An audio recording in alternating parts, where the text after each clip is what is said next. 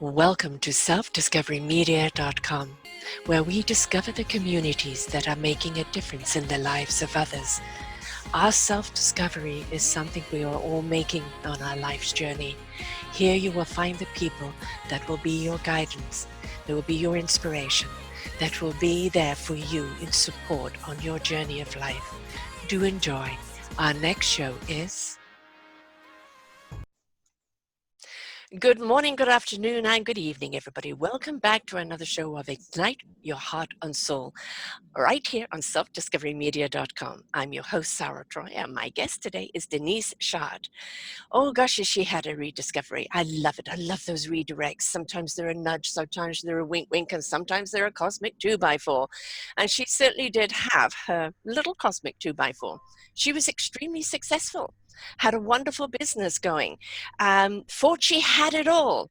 And then the universe tapped her on the shoulder and said, well, you know, congratulations, you've really got some success here, but what has it cost you? And it had cost her her health, it had cost her stress beyond belief, stress in the family, stress in everything. And then she looked at it and goes, is this the kind of success that I want? So we're going to be taking her journey today of her rediscovery, that wonderful redirect of where she is now, that wonderful tap on the shoulder that she got to put her on the right path to truly understand what success really is and whom she is helping today with that wonderful knowledge. Welcome to the show, Denise. Thank you. That was beautiful. Thank you. I get off on people having redirects because, you know, we're always on this expected path of what success is and who you should be and what life should be carved out for you. And we go and follow that path and we feel very pleased with ourselves for, look what I've got. And the universe says, yeah, very good, but it's not where you're meant to be. And in the heart and the soul just says, come on, this is where we're going. And if we resist, it's futile, isn't it? Because one way or the other, it's going to redirect us. And that redirection in knowing, like you said, that little tap on the shoulder. And I had to have the 2x4. Most of us do, love.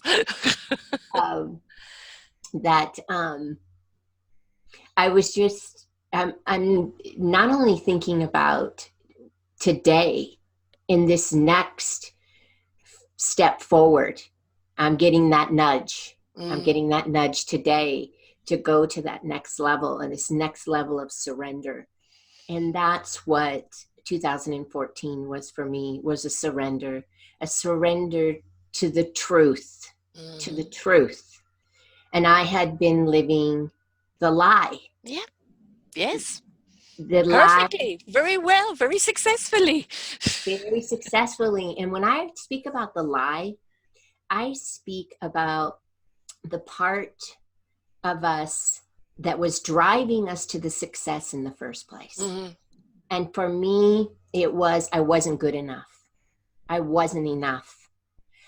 And you know, I've said this to a lot of people, but I really believed that I was bad, like a bad person. And people would look at me like, what do you mean? I felt bad. And my way of compensating for that in its own dysfunctional way was to have material things. Yes. And I grew up in a family unit where there was no emotional support, lots of physical and mental abuse. So I ended up leaving home at 12. Wow. Where did you go?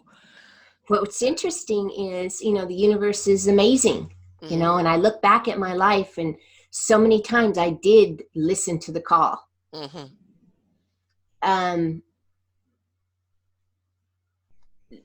My parents, my father mostly, was involved with very bad people. And at 12, I didn't know that that was going on, but I knew enough to know that if I didn't get out of there, I wouldn't survive. And my very best friend her father was a deputy sheriff in the community that I lived in. And I went there. From one extreme to the other. Yes, one extreme to the other. And I told him if she came, I wasn't going to go home. Mm-hmm. And she would come. And he would go to the door and he'd say, nope, she doesn't want to go. And so my mom would leave because he was this authority figure. Yeah. And she finally stopped coming. And then my life became about graduating high school. Mm-hmm. That was all there was. You know, it's like, well, that's the next thing. And I think the point of what I'm trying to make here is I really had to look to society. Yes. For who I should be in the world, because I had no guidance from these parents. Right. And so when I started to look at society as an example of what success looked like, the interesting thing was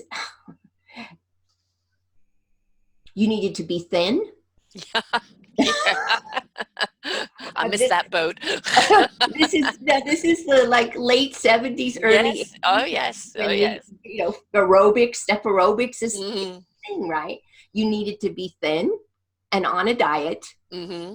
And money was your passport to everything. To everything. As long as you had money, you could escape any situation you got into. Exactly. And so I got a job very early on. But what's interesting about my story is my friend's brother ended up becoming my first husband. So initially, I was with him from the time I was 15 till the time I was 36. Mm-hmm. I had when I graduated from high school, the one thing I wanted to accomplish in life, I was already 3 months pregnant with my first child. Mm-hmm. And I remember never being able to celebrate that goal. Right. Because another one was already upon you. Yes. You know, it was meant to be that way. Right. Mm-hmm, mm-hmm. Which drove me more to be successful in my idea of success. I didn't want to be like my mother, who never did anything with her life other than have children. She was mentally ill and depressed most of her life, as I have reflected back on that now. And that drove me to success. You were not going to be like your mom. I'm not going to be like my mother. And I'm going to do everything in my power to do that. Yeah. And so I think in 2014, when I woke up, I realized that I was identified as everything external and nothing internal. I didn't know who I was. Right. And it's interesting about 2014, I was 48 years old. And I've seen this in my own clients. You know, we go into menopause. Mm-hmm. And it's a part of the awakening. Yeah. Simultaneously, you hit menopause and it's time to do a life review.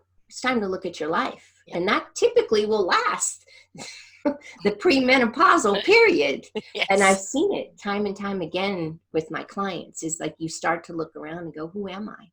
Who am I? Because I'm not the mother. I'm not the wife. I'm not the successful business owner. I don't even know who I am. And my identity was so wrapped up in my physical body. Mm-hmm. And, you know, as I was a personal trainer, a professional athlete, everything for me was physical, how my body looked. If I looked good on the outside, then you wouldn't know anything about what was going on the inside. The facade. Mm-hmm. And that has been unraveling since. Mm-hmm. In 2016, that business went to a next level. It went to a franchise model. And I was getting ready to open up multiple locations of this business. And I remember I was on my way to India for the first time, and I was on the airplane, and all of these leases were breaking down. They weren't going through. Everything was getting stopped. And I made a decision on that trip. You know what? Let it all stop. Yeah. You And listened. You I listened. listened again. Mm-hmm. And this, this was the ultimate success. Right. To take Everything that you thought would make you happy, everything that you thought life was about. exactly Mm-hmm. like this, the fame, Yeah. the wealth, the recognition, Mm-hmm. the validation that I wasn't stupid, that I was somebody, Yeah. right? Yeah. And when I came back from that trip, and if you've ever been to India, your life will never be the same when you come back. I've heard people say that. Yes. This particular journey to India was with my husband, who has paralleled his own spiritual growth with mine. And when you Is look this at the first husband? my second husband, Your second husband? yes, my first husband I divorced at 36.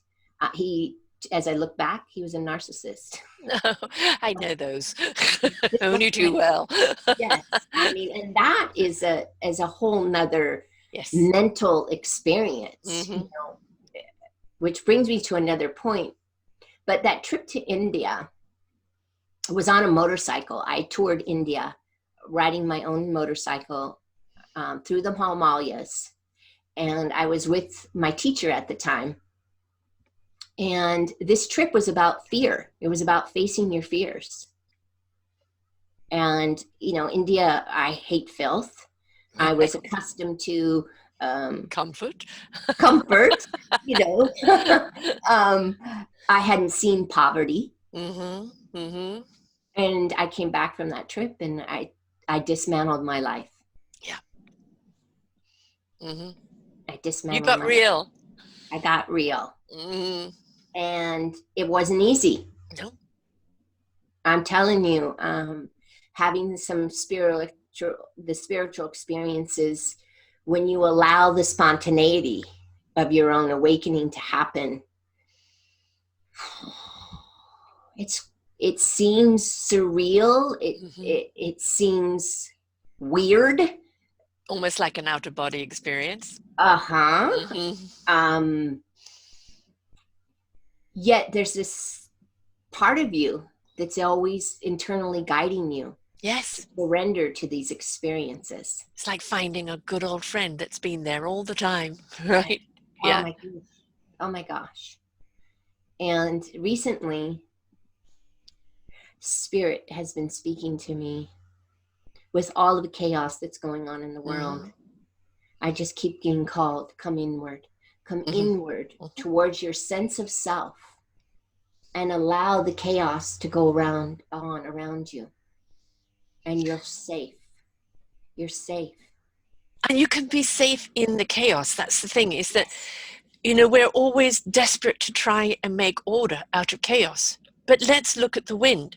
The wind doesn't go in a straight linear line. It twists and turns and spirals and goes in nooks and crannies. The current is forever changing. The waves are forever changing.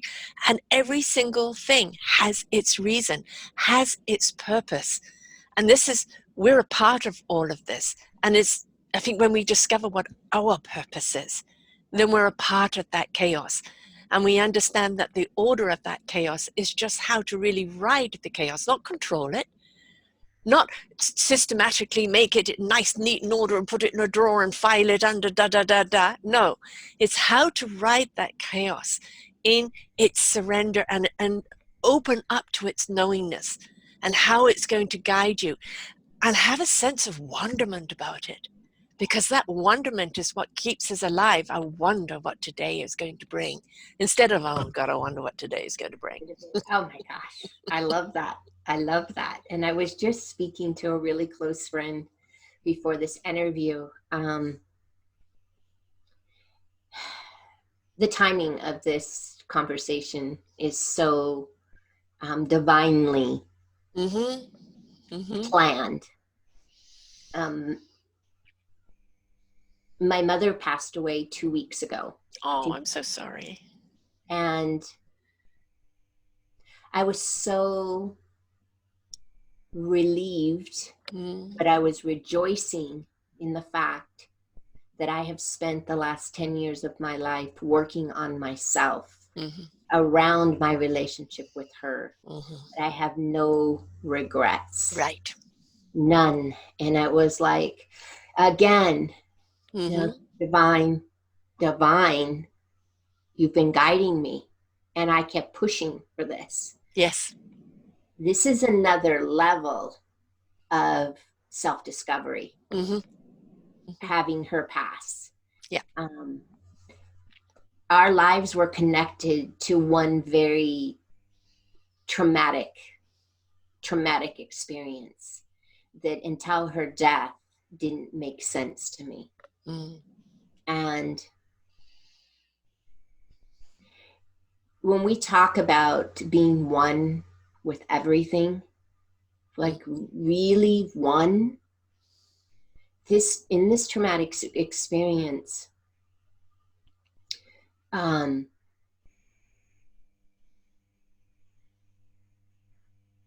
I watched her endure some sexual and physical abuse by people that my father owed money to. Mm. And I was instructed by her to stay in the closet, Right. and not to come out. Right. Because you would have been a part of it. And I've had this memory of being locked in this closet most of my life. Right. And I never understood the meaning of it. Mm-hmm. And sitting in that closet, I couldn't endure anymore of listening to what she was going through. This was my mother. This was the person I loved more than anything in the world. I'm 6 years old. And I made a decision to finally come out of that closet. And I found her lying on the floor near her death. I mean, then instinctively I knew she was deciding, right? Yeah. And I remember begging her to please don't leave me. And that I would always take care of her. I would be a good girl. I would do anything to make her happy. Mm-hmm. Mm-hmm. And I share this story because it set the tone for the rest of my life. Yes. Yes. It will. Something like that is not something you just brush aside. You know, the closet was a place of safety, but a place of fear. Absolutely. A place of isolation, a place of not being able to stand up for your mum or for yourself.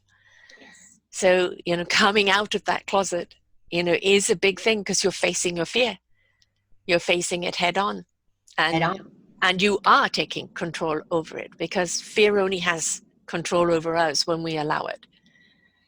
Yeah, and that you faced it head on, and you understand, you know, your mum now has died on her terms, not on the terms of desperation or fear or trauma. Absolutely. When she passed on the 12th of this month, I knew it was divinely planned. It's like it was perfect.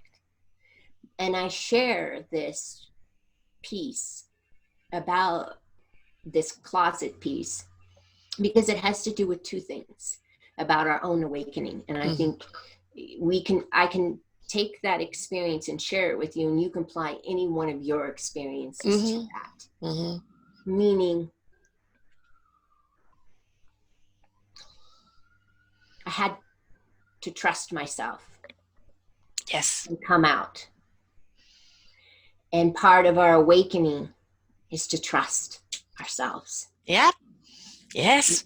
And come out of the closet and come out of the darkness of the imprisonment and the suffering of our own mind based upon the projection or the perception of these life experiences. Yeah.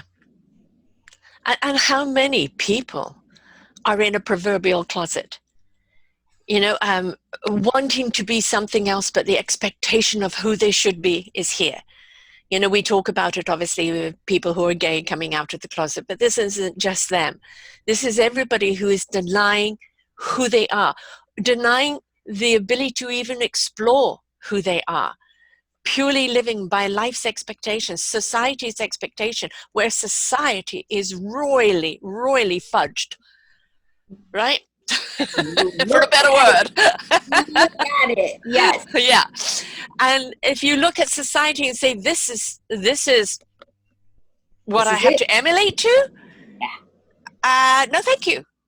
Right. And it takes that cosmic two before, it takes that courage to come out of the closet. It takes that inner strength to say, I am so much more than my exterior life. And the moment I step into my interior life, I truly find out what I'm here for. Mm-hmm. You know, you talked about the collectiveness. I look upon each and every one of us as a cell within the cellular construction of humanity. If our cell breaks down, it can start contaminating the cells next to it. The cell broken down is a broken down society, and it spreads very fast. And that's where we are at right now. So if each one of us step into ourselves from the inside out and plump that cell back up to a nice, healthy, pure cell, pure, not in its actions of what it's done, but pure in its love, in its intent, then we start seeing a society that becomes plump, juicy, and healthy again. And it's up to each and every one of us to be that cell, to be a part of that collective, isn't it?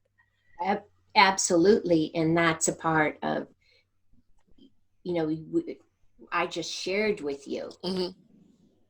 some traumatic experiences that allowed me the opportunity to make that cell healthy and Yes. whole. Yes. Each of those experiences were an opportunity, and I know that now. And, you know, I see a world, and I've experienced that love. I've experienced it inside of myself, and have been able to emulate that out. Mm-hmm. And that's the purpose. Yes. That's the purpose of love. Yep. But we have been trained to not be that. And I think that that's why my life growing up from that moment that I shared with you was very confusing. Yeah. Because my mother went on to be very, very physically abusive, and I didn't understand it. Right. And probably she didn't either. No, she didn't. You know, that's the trouble when people are in this kind of abuse all the time. Abuse is all they know. And so it's all they know how to give. In their heart, they're not wanting to hurt you. But if they're around that abuse and they've been broken down so abusively, down to nothing, how can they show you love? They've lost love. They don't know what love is anymore. No. And I had this, I'm beginning to write my memoir, mm-hmm. How Perfectly at this time. But I remember making the decision, and I think this is not uncommon. And I have 10 grandchildren. How many? 10 between wow. my husband and I. Yes. And right now, 4 of them are age 10 and 11. And I remember at age 10,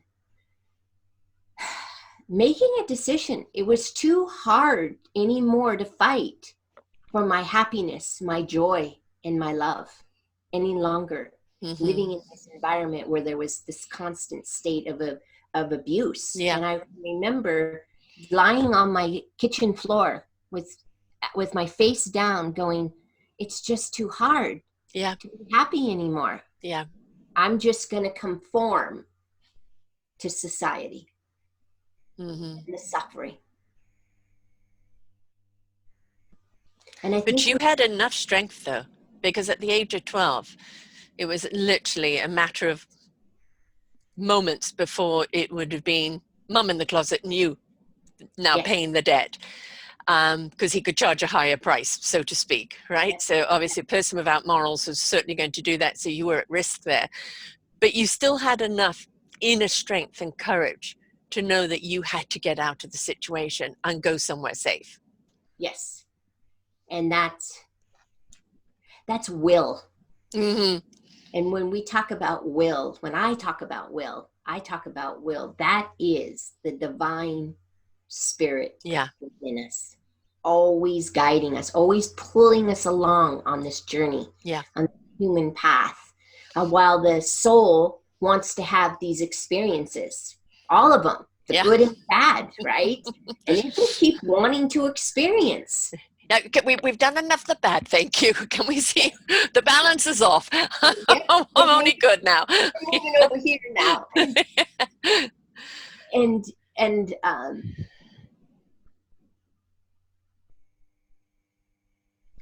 I've always been divinely watched out for. My life has been since I left, my life has been very full. Yeah. Very full. And I look at that and I'm grateful for that. Yeah. But in that experience, in that one horrific experience, here I am, Denise, the child, watching her mother, but yet I am the mother. Yeah. And yet I am the abuser. Mm. I am all of those parts. But where I got thrown off track is I believed that that's who I was. Right. Right. Yeah. And that's part of getting out of the closet. And also, you know, your need for success is kind of, I don't know if your dad was still around or not, but kind of showing him, you know, I'm successful too, and I didn't have to do it your way. You know? Absolutely. Absolutely. And it's so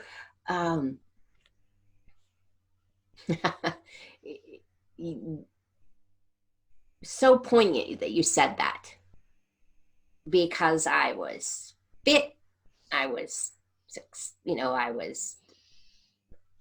a professional mountain bike racer. I was, and I would go to him with this thought inside myself. Look what I've become. Yeah. Without you. Without you, in spite of you. Oh, you. Yeah. In spite of what you put us through. Right. Yeah. Yeah. And I think that is, it's something that is what anybody who's been victimized wants to do. You know, you want to show them, you may have hurt me, but you don't hurt me anymore. I've taken control. And it's only later that we look at in our trying to take control that we've gone down a different road. But as long as we understand that the road that we've gone down, you know, we come to that junction and we go, you know, this road isn't for me anymore. As you said, everything around you was collapsing with the business. And that was the sign. It was not meant to be. You know, stop. What's the horrible saying of beating a dead horse, right? You know, it's so many people want to revive or rescue something that is dead for a reason. Yes. Right? Let it go, because there's a reason behind it. Rather put your energy on the reason. Yes. Yes. That will guide you forward. Yes. And the reason was me. It's the self. And I think if there's no time in the world to be focused on self, it is now. And I'm not saying in a selfish way. I'm saying in this is how you're going to survive. Yeah, it's kind of survival and thrival has gone together. Yes. You know, your survival can be your thrival. You know, and what we're doing right now through this wonderful redirect the universe has brought to us in a dramatic way is how to navigate these waters and to understand it's not an external water.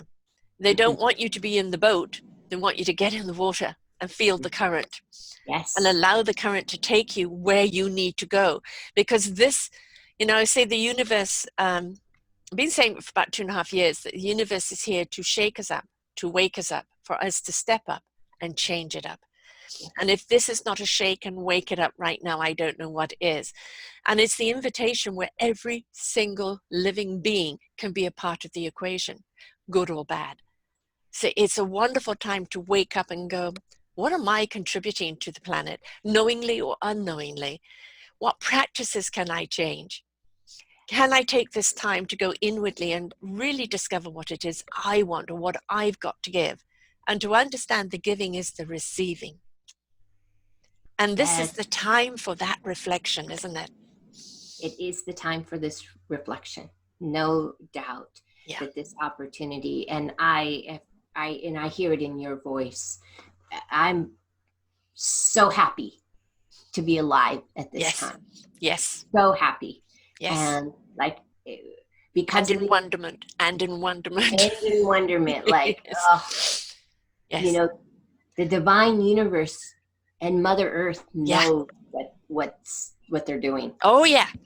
Mama's pissed off. Well, This is a notice. Next time it's a delete.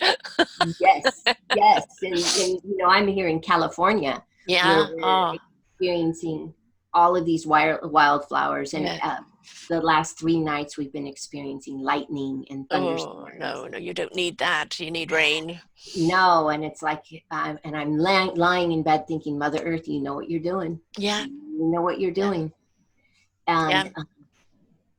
I was going to add, and when you said, step into the waters. Yeah. When I think of stepping into the waters, the way to bring ourselves more inward towards our inner truth is to step into the water of our emotions and allow these emotions to move through you, but with no attachment. Thank you. Of why Yeah. you're having this emotional experience. Right. And once the emotional experience, the energy of the feeling begins to rise within you. Mm-hmm. And this is what my spirit has showed me, is to allow yourself to feel it. Now, feel it. Because the old saying you've got to feel it to heal it is true. Yes. But the secret is to feel it with no attachment to a story. Yeah, I say be emotionally tuned in, but don't go to become emotional about it. Exactly. Because we're so easy to get stuck in an emotion, anger, hate, woe is me. And we go for all that emotion. And the thing is, the emotion is there for you to recognize. Why am I angry? That's making me angry. What can I do about it? Right? It's not for you to stay in the anger. It's for you to address what's making you angry and rectify it. That's what the emotions are for. They're not there to put you back in the closet. Absolutely not. They're there to move you forward, because emotions are energy in motion. They want to keep moving. Yes. And that's all we are, is energy. Mm-hmm. And when we are this one cell within the bigger cell, and we are not allowing these emotions to move through us, that's what's creating the disease. That's what's infecting all the other cells. Yes. And this has been my journey, is to allow these emotions that were trapped in my physical body. That's why my body became ill. Yeah. That's why everything had to fall apart, because I wouldn't stop long enough to feel all of these things. Always running, always chasing, always proving, look at me, look at me, look at me. And then, flat on your back going, look at me. Yeah. The universe has beautiful ways of always getting my attention. And I was out riding my mountain bike about 3 weeks ago. I live on a 300-acre ranch. Nice. And I got bucked off my bike. And I'm lying on my back in the water with my bike still attached to my feet. And the universe is saying, look around. You're safe. Mm-hmm. Safe. You're safe. And let go. Let go. And in that moment, because I was listening, I knew what to let go of. Mm-hmm. Yeah. And it was that little girl that had that experience with her mother at 5 years old. And I had been containing her and keeping her safe for 50 years. Yeah. And she wanted out. Yeah. Set me free. Set me free. And in that moment, I finally realized what to let go of. Mm-hmm. Mm-hmm. And that's success to me. You've hit on a huge point. A lot of the time, coaches and everything would say to people, let it go. And people go, but what do I let go of? You know, there's so much at this table. What do I let go of? And it's where to start unraveling. And the thing is, you can't let go on command. You have to put yourself in a place, and nature is wonderful for this. The wind is a wonderful way of blowing things out of you, the cobwebs and the clarity. Yeah. The water is an incredible conduit. So you falling in the water was no accident whatsoever. And wherein nature speaks to you, is it the trees? Because the trees speak. It may not be English, but they speak, and they can speak loud. And the earth, if you're earthbound, the thing is, something will always speak to you. And while you're trying to unravel, go somewhere that you know is going to open you up. Because once you open up, that's when the thread starts pulling, and one thing after the other starts unraveling. Exactly. You said that beautifully. And it starts with one of my gifts through all of these experiences in life, and I didn't realize it until after I ended my career as a personal trainer, is that everything is stored in the physical body. Everything, even our awakening, is stored inside of our DNA. Like we part are of the cellular.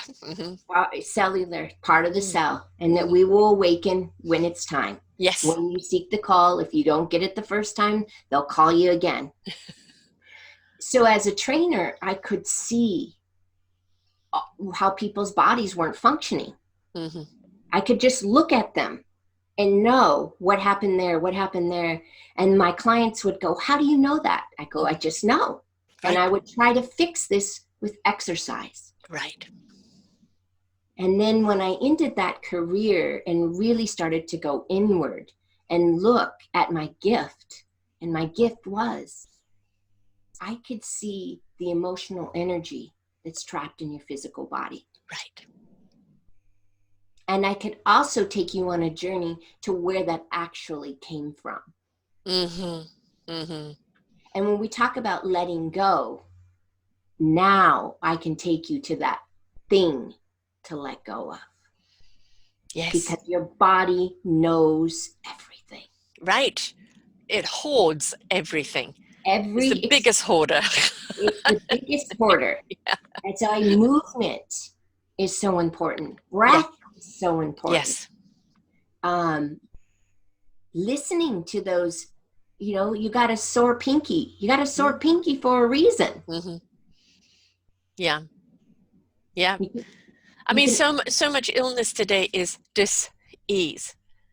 And it's dis-ease of the psyche, of the spirit, of the heart, of the soul. Yes. And I think a great deal of that is we have been conditioned for probably the last 100 or so years. As soon as education became the big thing. And then, of course, the 70s was the driving force of what is success? More is more is more is more. And of course, the more you have, the less happy you are. But nobody told you that, right? They just told you to work yourself to death to have more. And we've lived this life of head up, just purely intellect. Yes. Or academic intellect, not spiritual intellect, academic intellect, expectation, of society's demand of what you should be in order to be popular or to be liked. And what we disconnected was our soul, because our soul comes in at our gut and it speaks to our heart in truth. It goes to our spirit into action, and our mind will know what it needs to know when it needs to know it. And if we're all in head, we're so disconnected from the heart, soul, and spirit that all we're getting is one equation. One cylinder. We're not getting the whole cylinder. And this is the reason why the body breaks down. This is why everything breaks down. Yes. Because this alone becomes a treadmill, like a hamster on a treadmill. And we're constantly repeating, questioning, and never doing. And you touched on, that soul being in our core. Mm-hmm. And our soul is connected to the earth. It's connected to our root. Mm-hmm. It's connected to all of these experiences, right? And how that when that soul begins to try to get your attention, it's going to get your attention in your heart center. Yes. Yes. And I can remember the first time experiencing that heart and soul connection. Mm-hmm. And there was deep, deep grief and mourning for the loss of the connection to the self. Mm-hmm. And this is, I see this in a lot of people. They are disconnected from their own love, and they don't even know that they are yearning for it. Right. And then that heart connection begins to happen. And then you begin to find Your voice. Your voice, but also your connection Yes. to spirit. Yes. To your spirit. The throat chakra is about communication, but it's about communication with spirit. Right. And the spirit right now wants to embody this physical body, but it won't as long as there's still those stuck emotions and those feelings in the physical form. It won't ascend. I say descend. Yes. Yes. It won't descend to embody the light. And that's what we're here to do. And I see a planet someday where we all walk the earth as embodiments of the light. As you said, as one, and it's not just as one with each other, it's as one with nature. When you say you talk to the trees, people go, oh, yeah, and I literally can, I remember going down an avenue of trees once, and they were extremely loud. And I said, excuse me, you're really loud. I can't hear myself think. And they just stopped. And then there'd be a tiny rustle. And I may not understand the language. It's rather like galactic speak, people who could speak in tongues. They're speaking to resetting you from the inside out, but you have no idea what they're saying, nor do they, but because the head will get in the way. The head will want to dissect it and analyze it, and what does it mean? Where all they're doing is the language, rather like frequency, like vibration, and like it's consciousness. Yeah, it's the rhythm. Yes. The rhythm of life, when it becomes entwined with the heart, soul, spirit, and the chemistry of you, the flow of the universe, and you are all in sync with each other, then you start hearing the messages from all these other things because you're in tuned with them. But you can't get in tuned with them if you're stuck in your head, because the attunement comes from the soul, heart, and spirit. Mm-hmm. Mm-hmm. And the head is the trap. Yes. Oh boy, is it. You know that big word, but I always say sit on it. Yes. And part of living here on the ranch, I was born and raised in this town. Mm-hmm. I've lived my whole life here. And I have traveled the world thinking I would always live somewhere else. Mm-hmm. And I always end up here because I live in the middle of a forest. Nice. Very nice. And nature, the trees are always emulating love and support. Mm-hmm. Always. Yes. They're there. I sit next to, there's a big oak tree right here next to me outside the window. And I can become one with this wise oak tree. Yeah. And get grounded and get centered and feel safe and feel loved and supported, because nature has a consciousness. Yep. That's the consciousness in which we, the awakened ones, are beginning to be at that same frequency as nature. Yes. It's very uplifting. It's a high vibration. Higher hertz. 580 up. That's the love vibration. And I look at it as this frequency is the sixth and the seventh dimension. Yes. The bliss consciousness and the cosmic consciousness. Right. And we are swimming in a 5D dimension right now, which some people feel they've arrived. Yeah. I don't know if I want to stay in this consciousness. It's re-identification of the ego. Oh, I like that. That's very, very good. I like that. I should be reusing that one. When 2012 happened, I was saying that, the 3D is the flight or fight emotion of survival. The 4D was the awakening to knowing there's something more and in discovery. The 5D was discovering there is more and maybe discovering your purpose. And then the 6th, 7th, 8th, and 9th, 10th and everything was immersing yourself in that and rising up into a higher vibration, which we're all being invited. And basically at the present moment, if you're not at the 5th, I mean, the 3rd and 4th bridge is already broken away. Yes. Yes. And if you're not scouring on that 4th to get to the 5th right now, you could fall off the bridge. But that's where we're at right now, because as a planet and as an important planet in this universe, we have to raise our vibration, because we are literally shattering the earth from the inside out. Yes. I, as an empath, cannot put my feet on the ground, bare feet on the ground. I feel the pain, I feel the anger, I feel the discontent. And I'm a cosmic being. I receive everything from above down. And it's so sad to feel this pain from the earth that we as humans, no other creatures on this planet, only we as humans have done. And what we still continue to do, not only to the planet, but to each other. And politically, what we're seeing right now with the COVID, what we're seeing right now, the behaviors of people, what we're seeing right now, is to look at and go, really, quite honestly, that is not acceptable. And I'm not going to tolerate that anymore. I can't be accountable for your actions, but I can be accountable for my own and take responsibility of that and rise up. And I think that's where we're in right now. We're in this absolutely hodgepodge of chaos. Yes. And you've got to decide in this chaos how you're going to be in this chaos. Are you just going to swirl around like the tornado and get lost in it? Or are you going to find your purpose and calling in this chaos and kind of come out of it and get moving? And the in the 4th dimension, where you began to realize that you're not your ego. Right. You had that ego death. But the ego will always come back alive. Just because it died doesn't mean it won't come back. Triggers. They're triggers, right? And I think that's what we're looking at in this swimming through all of this stuff in the 5th dimension, is like, what are you going to attach to now? Right. What are you going to identify yourself as now? And it's so important. And I can't say this enough, that you bring yourself back into your center, into your sense of knowing of who you are, and that communication, that direct line, that one line is all you need.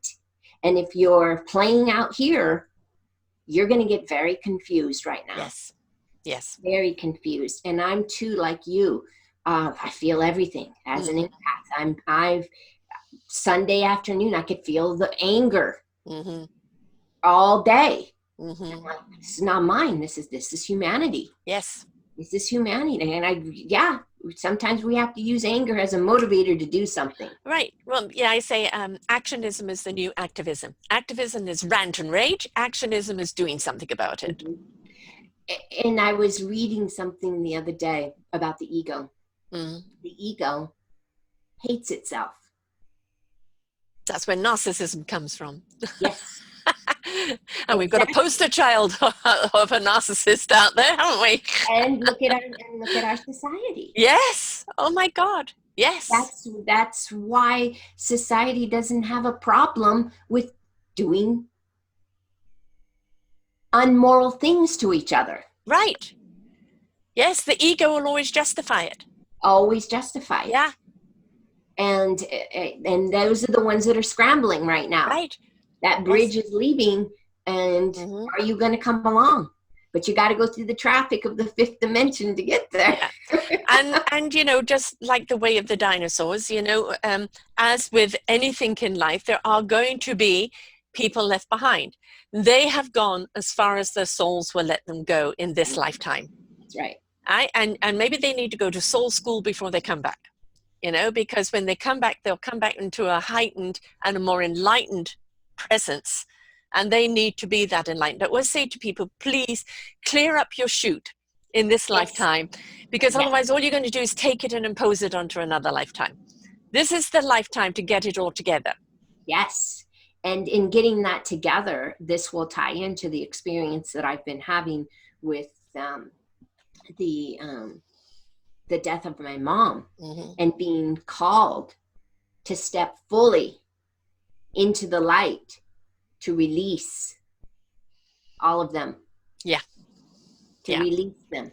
And so I say that because as each one of us are on our own journey of Mm-hmm. awakening, Mm-hmm. we're cleaning up our mess from Spring life cleaning, after life. absolutely. Yes. De-hoarding, right? You know, it's how much do we hold on to from the past?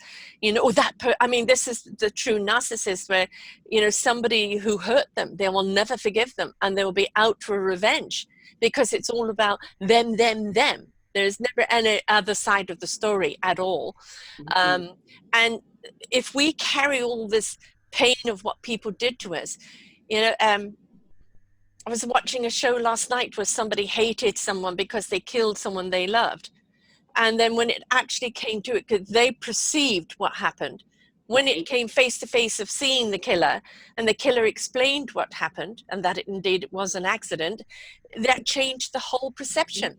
But we jumped to conclusions and we jumped to judgment and we jumped to condemning before we have all perceptions in place. That's right. And that needs to really be changed because we can't move forward into this higher consciousness with that judgment ego there. That judgment, even of self. Yes. Oh, that first one has to go, right? You know, you were saying that, you know, when you were growing up about being thin, about being fit, about being luscious. Well, you know, I'm a 50s kid. I'm 65, so the 70s was my era, right? And fortunately, curves was still in, right? But you know, the Twiggy figure was definitely coming in. And I look back on pictures, which I'm unpacking everything right now, and I go, I was thin, and I thought I was fat back then. I love that. That's me too. I Yeah, had right. that You know, same but you know, experience. the difference is I'm looking at you. You're thin now. I'm not, and you know what? I don't care. You know, I don't care. You know, it's if I'm going to be judged by the poundage, then it's not the kind of person I want to know. Right? You're not weighing me out to cook me. So, you know. No. And the body has its own natural rhythm. Yes. We think we should weigh this, but the body really likes it here. And once we come into acceptance that our body likes it at this particular weight and it functions at its best. Yes. And that it doesn't look the way we thought it would. And we come into acceptance. That's part of coming into acceptance of self. Yes. Yes. It's not, stop worrying about what everybody else thinks of you. Mm-hmm. You know, I think that's one of the first things to let go. What will people think? Who cares? What do you think about you? And we all have experiences in our relationships with people. They're soul experiences. Like we need these relationships with people to reflect to us what it is that needs to shift within us or needs to be, that is there, that is good and all-knowing. Yeah. And depending upon that reflection, you've already made an agreement with that person to show up at that particular time to have that particular experience. Just like the experience with my mother. That was supposed to happen. Yeah. And I was to learn from that for 50 years. Mm-hmm. But also what's more important is to know when these relationships are complete. Yeah. Because everything does have a completion, doesn't it? Even in the flow of things, it has a chapter. And sometimes we hang on. Yeah. And I say this because I hung on to this idea of what a relationship with a mother should be like and a daughter. And a year ago, I recognized the last time I saw my mother in person, I remember looking at her and going, this relationship on a soul level is complete. And I remember just being baffled that I could recognize that. Yeah. Then the next steps I took in my life to society would look like I abandoned her when she needed me the most. Yeah. And in that moment, I had to decide, I don't care I'm choosing me, and this is more important than what other people think, because Right. I know at a deeper level what has occurred. And people look to what you're doing on the surface, but they don't realize energy works across all boundaries. And if you have reached an energetic equilibrium with your mother, it doesn't matter where you are or when you see her, that energy is always connected. Yes, yes. And Even now. even now, Mm-hmm. but even now, it's not my responsibility to continue to suffer right along with her. Right. Yeah. I mean, what is this thing? Who decided that humans have to suffer? Now, I agree, we need challenges. We Yes, need something that are obstacles, and we need to find our courage and find our strength and find our abilities. That is the self-discovery of what we're here to do. That's part of life's journeys. But this whole thing of self-suffering, self-sacrifice, I'm not worthy unless I'm sacrificing myself. Who came up with that? I'd like to know that. I'd And I like to know that. I'd like to have a good talk with them. about this a lot. Like we are meant to be enjoying Exactly. even the sad, Yes. horrible things. And that's one of the things I realized around my journey, is that even though these horrible things were always happening in my life, I was still happy. You're I right. just didn't allow myself to be happy. Right. Guilty for being happy. Exactly. Yeah. I should feel guilty, and I think that's where the suffering comes Right. Yes. Yes. What have you got to be happy about?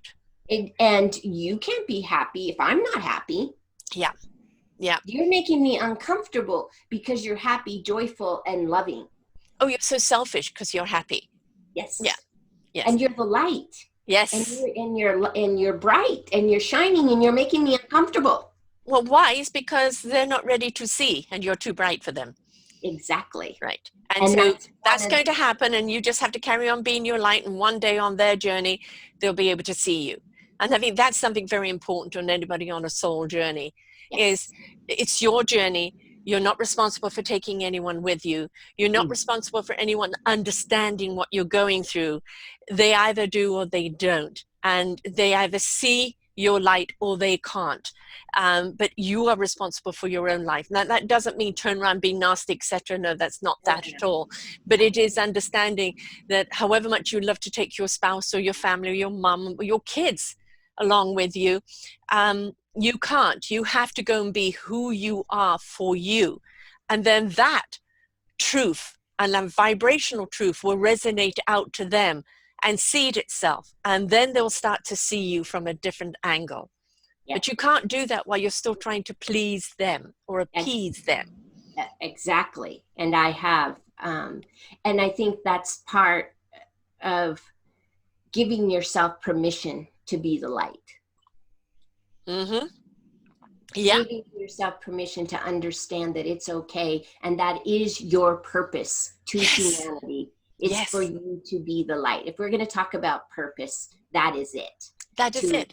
To walk in that light, to clear that light, to clean it up, and to keep moving forward. And humanity needs an example of what that looks like. Right.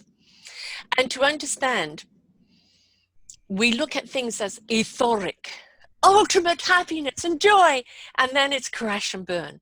Mm-mm. You know, I'm a Libra, and people think that Librans have to be constantly perfectly balanced. No, what it is the scales are going up and down like this all the time, just up and down a little bit. When it goes to the extreme up or extreme down, that's when you're out of balance. Being in balance doesn't mean you're rigid. It just means, like the wind, like the waters, like energy, you're in flow, you're in harmony, in that balance. And that's where we want to get. And I think the word extreme needs to be dropped altogether. Exactly. When's your birthday? 6th of October. Okay, mine's the 24th. So I'm a Libra also. So I get it. You're the same as my sons.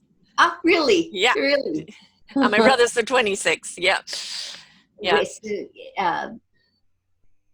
And that Libra part is a big as Libras, we are a big piece Mm-hmm. to what's happening right now. Yes. Balancing. Balancing. Trying to bring an equilibrium to the things. Yeah. Yeah. It's the same from a tornado to a good, healthy wind. You know, a tornado is too much. It's disruptive. A good, healthy wind just clears the air. A lovely breeze on a summer's day is heaven. Yes. Right? Yes. But everything has its thing. And so, tornado, yeah, too much. So, trying to balance yourself sometimes, you can throw yourself completely off kilter. So it's about keeping that nice flowing equilibrium, like, bouncing.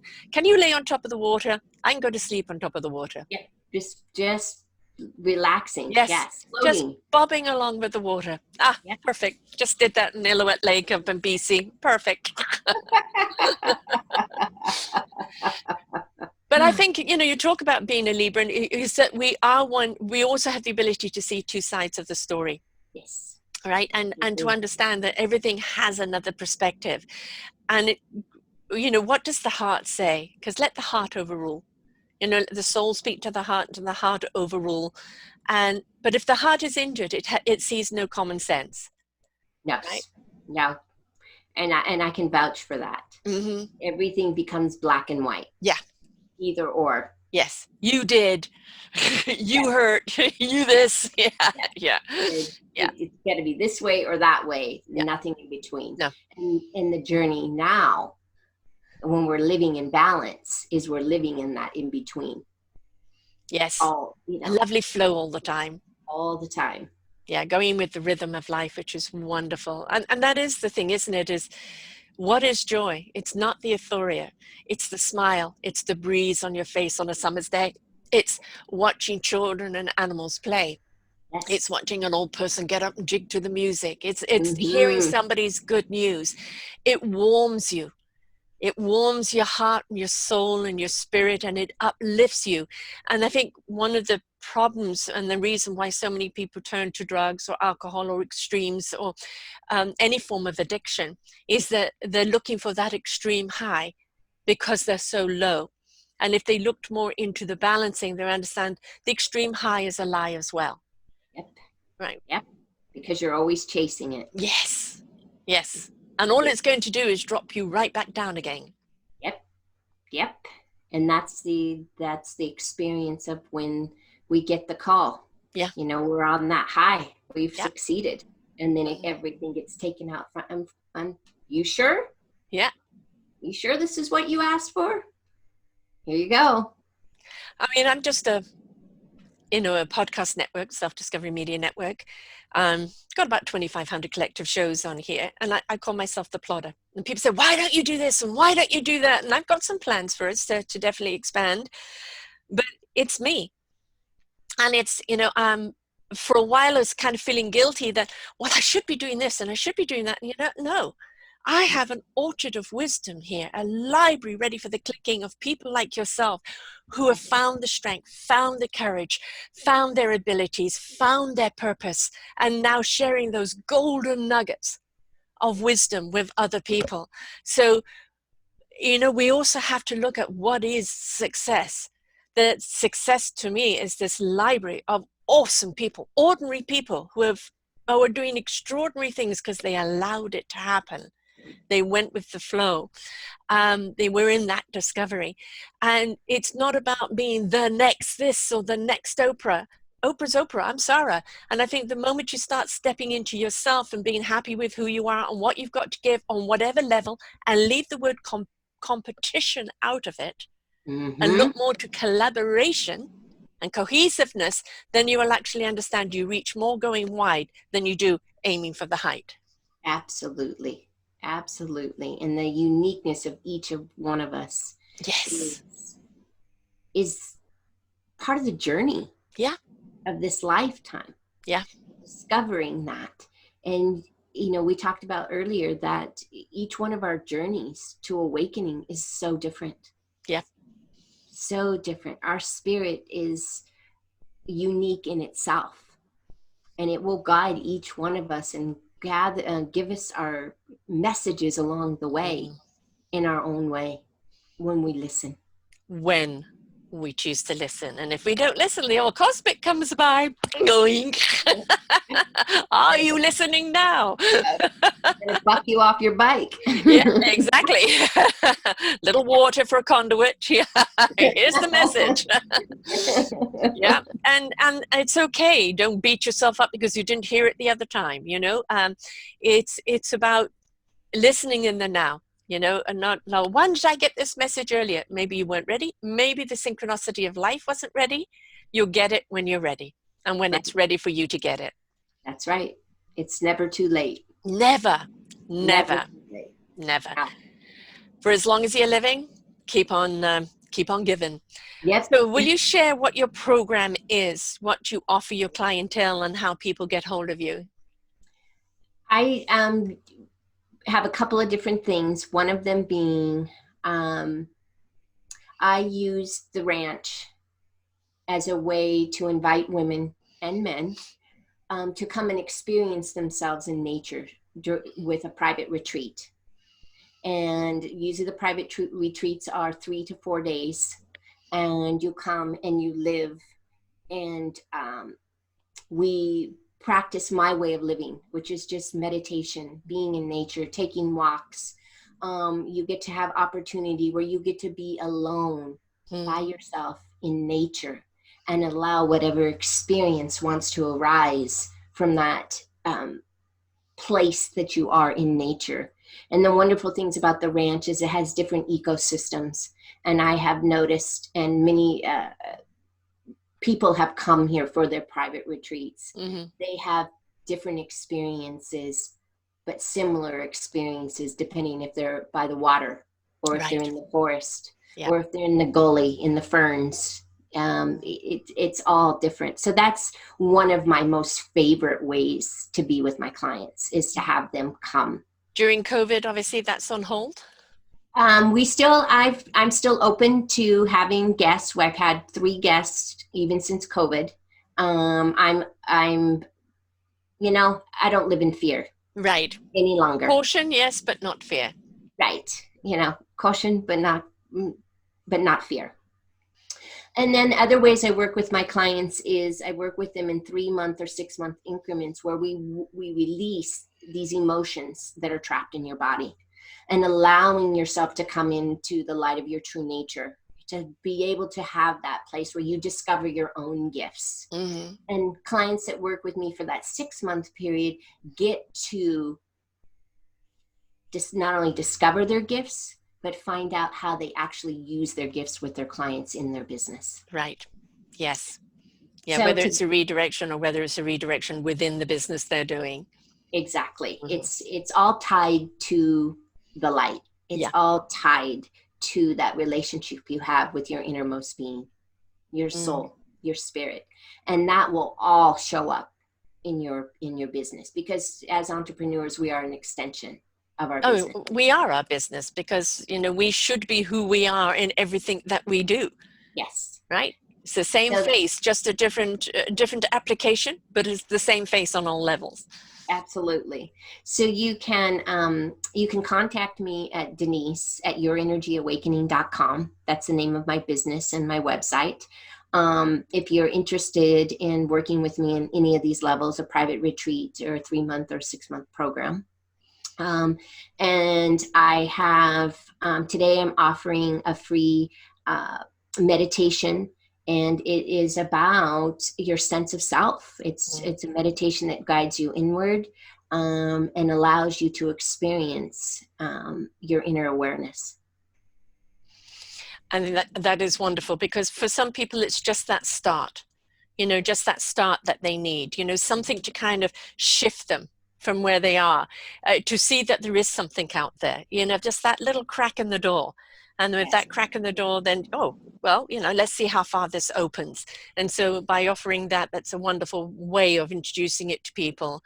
And, your energy awakening, I love the title of that, because that's what we are talking about, is absolutely everything in the universe and on earth. We're all made out of the same particles, and everything can be measured in energy.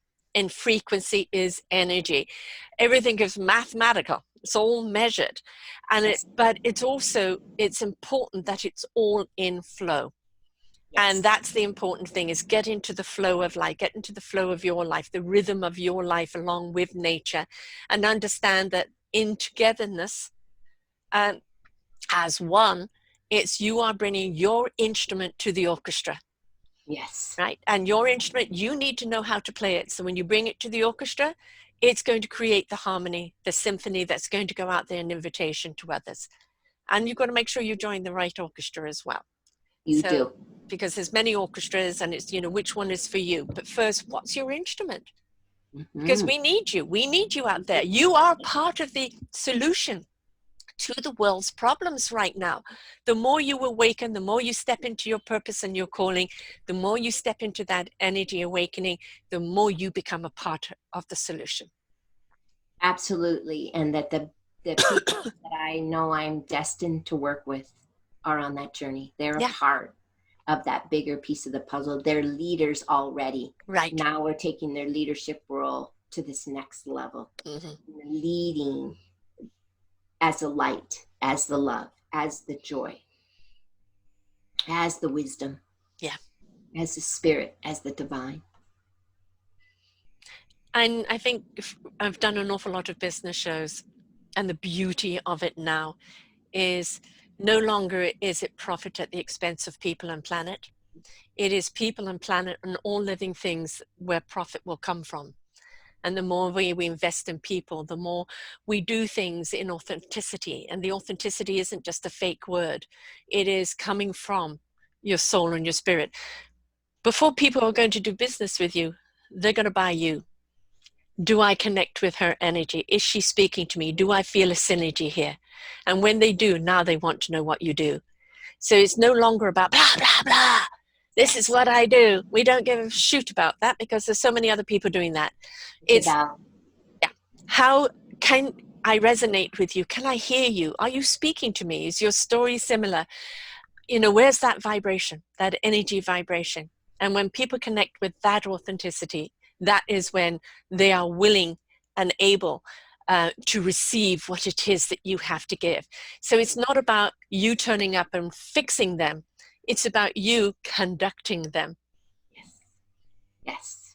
And it's about, I love what you're saying, because we're moving into a time in business, and you said this, it's about allowing. Yeah. It's about receiving. It's about magnetizing. It's about attraction.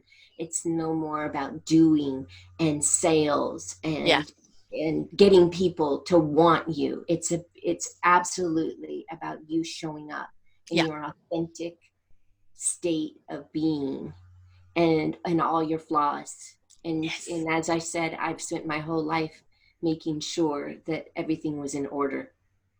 And now it's about moving into, it doesn't matter. It doesn't matter. You're either going to vibe with me at that frequency or not. And that's as clear as it is. I always say, I'm not everybody's cup of tea. I'm somebody's, cup of black, rich coffee. Yes. It's okay. You are not going to connect with everyone. And that's part of the ego that wants to do that. You want to be loved by everyone. You want to connect to everyone. You want to be the answer for everyone. No.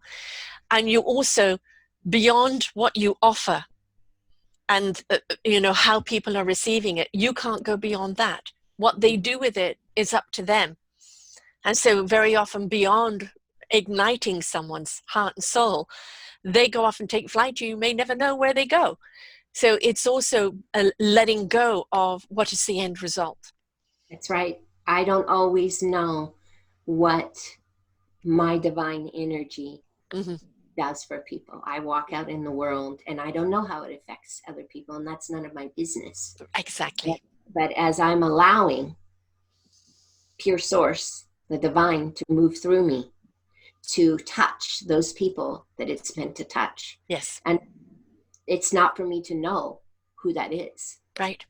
It is for me to know who I am and to show up in alignment with my own truth. And it is about truth right now. Yes. Your truth.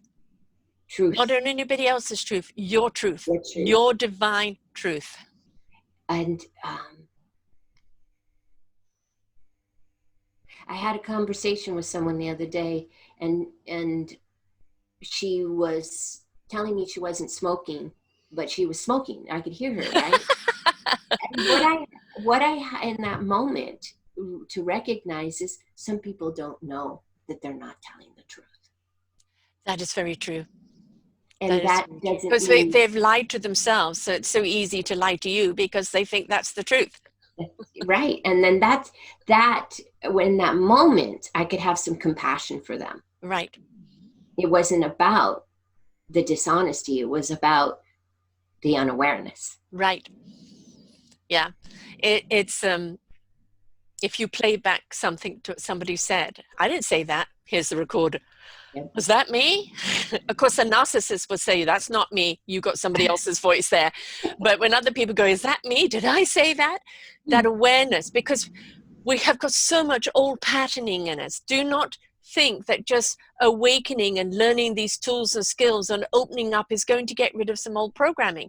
It will, the programming has to deprogram it over a period of time. And the more you immerse into the new program, the more the old programming will go. But it's still going to raise its ugly head now and again. And you've got to just be aware of that emotion. What has brought back that emotion? And that is an old me. I don't need to know that. Delete. Yep. And once you are aware of it, yes, now there's the opportunity. Yes. And that's the beautiful thing about being aware of yourself, because you get to witness yourself every second of the day. Right. And if you don't like you, how are others going to like you? That's right. Right. And liking you, we grew up in an era, who do you think you are, liking yourself? Yep. Full of your own self-importance. And I say, yes, you need to be full of the importance of self. Because if you're not in the importance of self and looking after yourself in every way and allowing yourself to grow, allowing yourself to step into that knowingness, then your importance of being is invalid here. So, but there's a very different thing from self-importance, which is ego and insecurity derived. Right. So it's knowing the difference. Right. And we're talking here about knowing yourself. Yeah. In a way that when we continue to keep focusing and we keep honing and becoming more clear and becoming more aware to where you're in that space where you float along. Yeah. Where you get to float and really enjoy this human experience. Which is very enjoyable, isn't it? It is. Isn't it calming? Don't you feel a sense of calm with everything that you do, a sense of ease? It's no longer something you have to force yourself or be anxious about. You just are. You're just being. It just is. And that's like coming, doing the show today. If you would have met me a year ago, I would have been a nervous wreck. It feels very natural to be here. And when you experience life from that sense of knowing,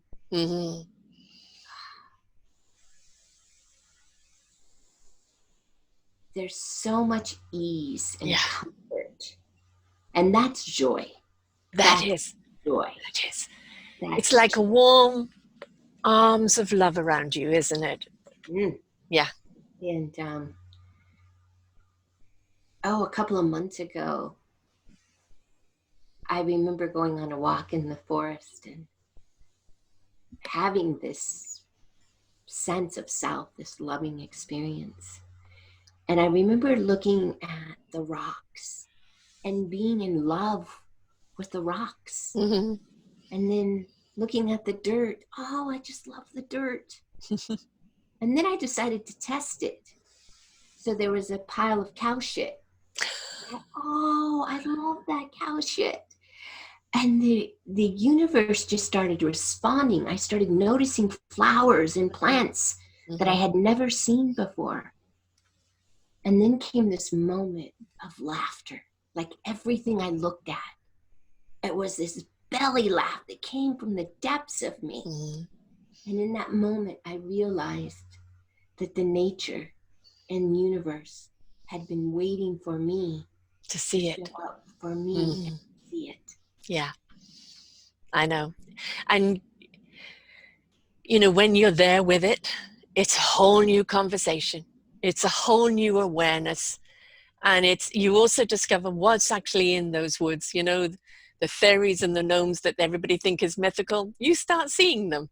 You start seeing other things that were shrouded to the non-vibrational mind, but the mind that is connected, the heart and soul that is connected on the higher frequency, you start seeing things in a way that you never saw before. And the big word that comes to us is gratitude, isn't it? Oh my goodness, it's so much gratitude. Yeah. So much gratitude. That's what brings the happiness. Yeah. That's when you're in gratitude, I'm grateful every day for everything I've ever experienced. And then that is the happiness. Yes. That's the happiness. Yes. It's just allowing them to be happy. It's always the simple things. Yeah. Always. It is simple.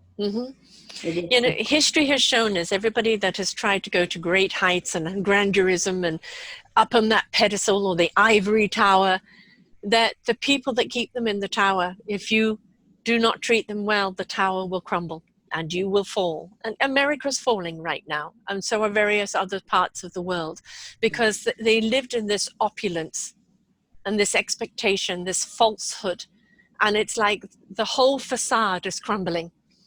And with the movements that we're seeing out there right now, the coming together in love, coming together in justice, it's not about fight with fight. It's about fight with love. Combat it with love, because the more we come together in love and the more we raise that frequency, the more that the hate cannot survive. It cannot survive the power of love. And that is really where our power lies right now, isn't it? First, find that love within yourself and exude it out in everything that you do, and just bring it to that collective. That's the importance of going inward, is finding that's what you're looking for. You're looking for that love within you that's never not been there. Right. You've been looking outside, externally, for something to ignite that within you. Yeah. And we do need the external to ignite us. Yes. To go inward. Right. Well, that's the difference between the universal spirits. They are without body. And when we actually understand the gift of the body and the senses, I talk a great deal of sensuality, which isn't sexuality. It's being in tune to our senses. And when we're in attunement of our senses, that's when we start to see, hear, taste, and feel so much more clarity. And the gift of the body, of being able to touch, to hold, to taste, to feel, even the negative emotions. A spirit does not feel those things. So when you put the two together, you really understand what kind of gift it is. Oh, it's an absolute gift. And the sensual energy is the divine. Mm-hmm. It is the divine. Yeah. And it is connected to our life force. Yes. Which just happens to be connected to our sexual energy. Right. Yes. Where is the root of survival?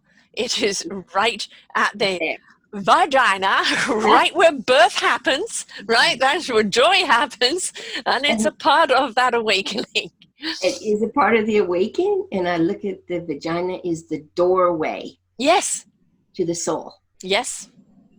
Yes. And in the way you described it, that soul igniting, rising up, opening up the heart, coming into the throat, into expression, and then comes into a thought form. Right. Yes. And that door, and this is a program that I am on the verge of creating.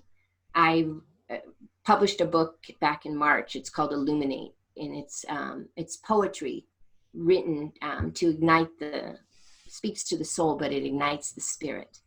And as soon as I published that book, like I pushed the button to publish, spirit spoke to me.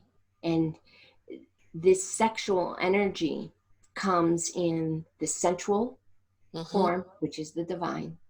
The sexual form, which is our emotions, which is our passion, which is our ability to co-create. Yeah. And then we have this erotic sex energy, which is actually the sex, right? The act of.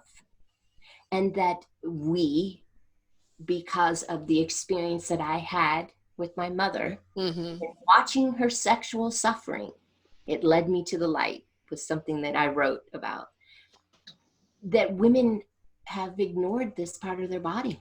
Yes. They don't have a relationship with it. No. And have they even looked at it? Yeah. Yes. Yeah. Yes, but it's also something that if you're aware of, it's a faux pas. It's all about the sex. I've got this genre of sensual expressions, and and it's about the sensuality. And for me, in order to turn on my spirit, definitely. But we as human beings, and the neanderthalness of us, is always thinks that that's what you have to turn on first, not the spirit and everything else. And when you do turn on the soul, the spirit, and the heart into that heightened sexuality, then the sexuality is beyond words. Beyond words. Yeah. Because we are an expression of the divine. Right. And as the divine, we are pure love, and it is sensual. Yeah. It is very sexual. Yes. And it gets misinterpreted. This love can be misinterpreted as I want sex. And the I want sex is just like a fornication. Yes. There isn't any immersement of anything. It's just something I can't say on air. And that's all it feels like, just like a couple of animals humping, and that's it, no pleasure. But when you step into the sensuality of all the senses, and then you understand what it is, and that ignitement with universe and body, mind, whole, and spirit, it is transcending. It's transcending to be in that moment, in the but you're connected to yourself. Yes. Yeah. And you're connected to the divine. And then when you reach that euphoric state, you're the closest to the divine that you will ever be. Right. Yes. There is your symphony. Yes, it is. You're going to have to come back and share that book when you've got it written, love. Yeah. Yes. How do people get your current book? They can go to Amazon, and the book is called Illuminate. You can buy it from Amazon. Or you can contact me at yourenergyawakening.com, and I will sign a copy and send it to you. Wonderful. Wonderful. Well, this has been a delight. We could carry on talking, but I have to bring the show to an end, and I definitely want you back when you write the other book, for sure. And get it on those sensual expressions, because boy, do we need to do some expressing. We've been sending out the wrong message, haven't we? If we will raise our frequency here. Yeah, exactly. And I always find when I do a show where my body heat rises, I always know that energy has completely risen up a few octaves, which it has. So thank you. Time to put the fan on. But this has been wonderful. Thank you so much, love. It's been great having you here. And, you reached out to me after listening to another show, and I appreciate that. Thank you. Because, when you've resonated with somebody else's story, then I know the story that you're wanting to tell is on the same frequency. So thank you for doing that. Thank you for reaching out. And to anyone else that's listening, if you've got a story that you want to share, then contact us at info@selfdiscoverymedia.com. But please reach out to Denise. Somebody that's lived through it, living through it, been there, doing that. They are the best teachers. They're the best guardians. They're the people that understand your journey. They understand your blockages. And they're just simply there to conduct you into your own beautiful musical instrument. And once you get out there and you start playing it, oh boy, are you going to understand. You can't understand until you're willing to go through the process. Be willing to go through the process, and then, hallelujah. Yes. Thank you. Thanks so much, Denise. And we'll have her back soon with her next book for sure. And until next time, folks, please just shut off everything out on the outside. Listen to your inside. It's desperately trying to guide you, to speak to you, to connect with you. Nothing else matters what's going on around you, what's going on inside of you. Make that self-discovery. Until next time, bye for now. Bye-bye. We hope you enjoyed the show. We look forward to bringing you more shows. Please go to selfdiscoverymedia.com/shows and you will see the incredible lineup of genres and shows that we have for you. We are here to make a difference in your life. Thank you for listening.